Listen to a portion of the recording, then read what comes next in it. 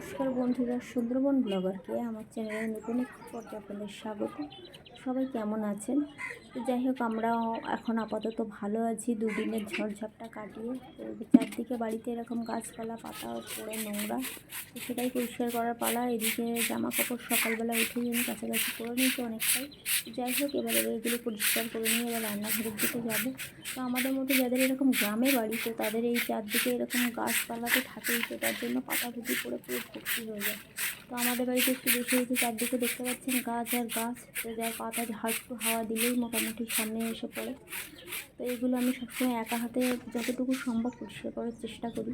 তো আমার মতো যাদের এরকম গ্রামে বাড়ি, তো তাদেরও তো এই আমার মতো সেম পরিস্থিতি। আর আমাদের যে আমার মতো যারা হাউস ওয়াইফ, তো তাদের তো কাজের কোনো শেষই নেই। তো তারপরেও এই কথাটা শুনতে হয় যে সারাদিন আমরা কী করি। তো যাই হোক, সারাদিন এসব করার পরেও যেটুকু সময় পাই এতে এই ভিডিও বানানোর চেষ্টা করি। তো আপনাদের কেমন লাগলে প্লিজ কমেন্ট করে জানাবেন। আর আমার ভিডিওর কোথায় সমস্যা, কোথায় ইমপ্রুভমেন্ট করলে একটু ভালো হবে সেটাও প্লিজ কমেন্ট করে জানাবেন। তো যাই হোক, তো সকাল থেকে কাজবাজ করার পরে এই যে আমার এখানে আমি মাটির উনুনে রান্না করি রোজ দিন প্রায়। তো যাই হোক, আজকে আর রান্না করাই যাবে না। আর আমাদের ওখানে খাটের ওপর চটকিয়ে বারান্দা ঠাকুর ঘর। হ্যাঁ, ওই বাইরের খাটে কাদা পায়ে উঠে, আর একটা সেই গলা পচে গেছে, সেই কুকুর ঘরের মধ্যে ঢুকছে বারবার। হ্যাঁ, ওই গেট লাগিয়ে দেয়, দাদা ভাই বাইরে চলে আর ঢুকে যায়। আর ওরা ওই ঘরে সুদিনের কোথায় যায়।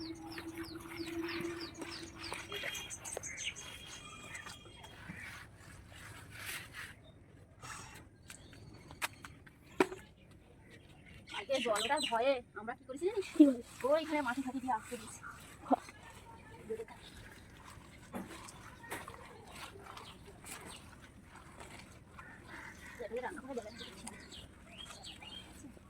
গ্যাসের না তো মোটামুটি সব কিছু পরিষ্কার করার পরে এবার চলে যাবো পুকুরে। তো আমার পুকুরেরও চারদিকে খারাপ অবস্থা, কারণ ধোয়া টেস্ট চারদিক দিয়ে, তো যার জন্য পুকুরের জলও নোংরা।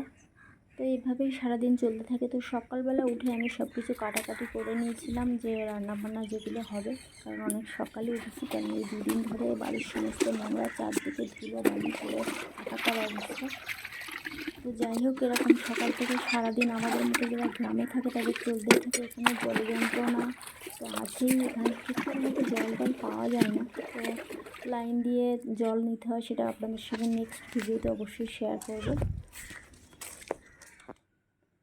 তো চলে এলাম বাড়িতে। এবার এই যে জামা কাপড়গুলো কেচে সকালবেলা মেলে দিয়েছে, আমার বাড়ির কাঁঠালটা দেখুন।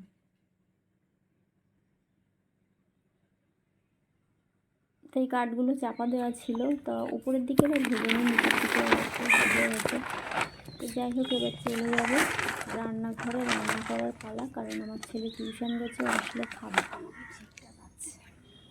তো যত তাড়াতাড়ি সম্ভব রান্না করে নেবো, তত আমি নিজেকে একটু ফাঁকা মনে হবে। তো চলে এলাম রান্নাঘরে। মাছ ভাজা আছে, আলু উচ্ছে ভেজেছি, এটা টক হবে আম কাটা, এদিকে আলু কাঁচকলার ঝাল। তো এই যে তেলে ফোড়ন দিয়ে দিয়েছি, রান্না মোটামুটি হয়ে এসছে। দুটো তিনটে তরকারি হবে। আজ এই দু তিন দিন ধরে ঠিকঠাক রান্নাবান্না করা যায়নি। এই আমার গ্যাসটা যেহেতু জানলা পাচ্ছি, তো এখান দিয়ে সারাক্ষণ হাওয়া আসে, যার জন্য রান্না করা যায় না। আর আমি রান্নার সময় সবসময় গরম জল ইউজ করি, কারণ গরম জলে তরকারির স্বাদও আমার মনে হয় একটু হলেও ভালো হয়, আর তাড়াতাড়ি রান্নাটাও হয়ে যায়। তো ইন্ডাকশানে এরকম জল গরম করে নিয়ে আমি তরকারিতে দিই, তো তাড়াতাড়ি আমার রান্নাবান্না হয়ে যায়, কারণ আমি একা। তো যত তাড়াতাড়ি হবে তত তাড়াতাড়ি আমি নিজেও ফাঁকা হয়ে যাব। তো যাই হোক, রান্নাবান্না চলছে। তো চলে এলাম বাইরেটা মোটামুটি একটু রোদ উঠেছে। তো চারদিকে এরকম অল্প অল্প মেঘলা, অল্প অল্প রোদ, আর তার মধ্যে গাছ গরমও ভীষণ, এতটাই গরম। তো চারদিকে মোটামুটি একটু হলেও শুকিয়ে গেছে। এখানে জল দিয়ে ধুয়ে দিয়েছিলাম, কারণ মাটি দিয়ে দিয়েছিলাম এই জায়গাটা।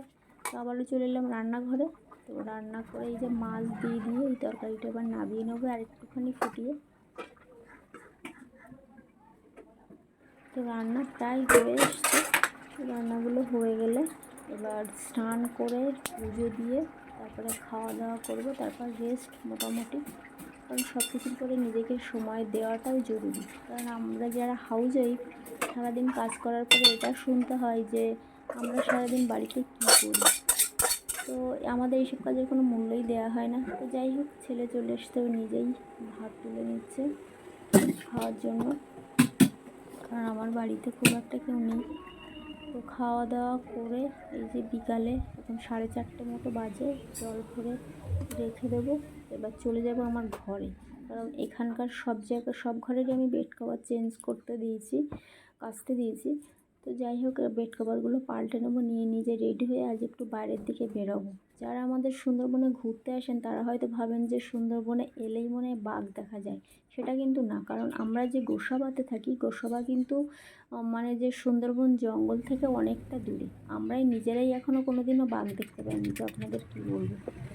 তো যাই হোক, অনেকে ভাবে যে মনে হয় সুন্দরবনে গেলেই বাঘ দেখা যায়, বা ওখানে মনে হয় সব সারাক্ষণ বাঘের মানে বাঘ চলাচল করে, কিন্তু সেটা কিন্তু না। কারণ বাঘ দেখা সত্যিই ভাগ্যের ব্যাপার। যারা আমাদের সুন্দরবনে ঘুরতে এসেছেন তারা নিশ্চয়ই জানেন। তো কারা কারা ঘুরতে আসতে চান, কোন টাইমে আসতে চান, প্লিজ কমেন্ট করবেন। আমি আশা করছি আপনাদের রিপ্লাই দিতে পারবো। এছাড়াও যদি সুন্দরবনে আপনারা খুব মানে অল্প খরচের মধ্যেও ঘুরতে আসতে চান, তাও বলতে পারেন। কারণ আমাদের এখানে অনেক দাদাদের সঙ্গে আমাদের পরিচয় আছে, যে তাদের ফোন নাম্বার আমি আপনাদের সঙ্গে শেয়ার করতে পারি, যে আপনারা যদি আসেন তাহলে অনেক কম খরচে, আর ওনারা ক্যানিং থেকে বা আপনাদের রিসিভ করে নেবে।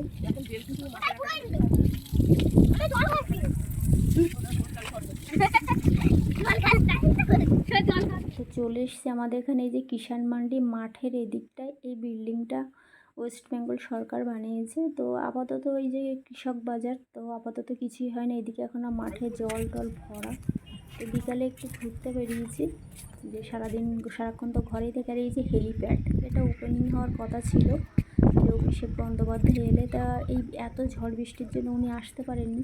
তো আপনাদের দেখাবো যে সুন্দরবনের গোসাবাতে একটা হেলিকপ্টার নামার জন্য একটা হেলিপ্যাড তৈরি হয়েছে, যেটা অনেকে ভাবে যে একটা অনুন্নত জায়গা। তো মোটামুটি এখানে যতটুকু সম্ভব আমরা মানে পাই জিনিসপত্র, যেটুকু দরকার, শুধু চিকিৎসা পরিষেবা, বা যেহেতু নদী বিস্তর, যার জন্য এটা হয়ে ওঠেনি এখনও। কারণ ভালো ট্রিটমেন্ট পেতে গেলে আমাদের সেই কলকাতায় ছুটতে হয়। তো যাই হোক, ভিডিওটি কেমন লাগলো প্লিজ কমেন্ট করে জানাবেন, এবং স্কিপ করবেন না, পুরো ভিডিওটা দেখবেন, এটাই আপনাদের কাছে আশা রাখি।